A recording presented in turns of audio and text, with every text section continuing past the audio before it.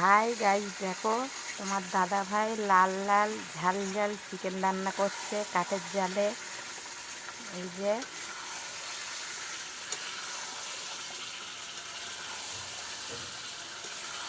এই গরমে কার কার কী কী খেতে ভালোবাসে? তোমার দাদা ভাই চিকেন খেতে ভালোবাসে এই গরমে।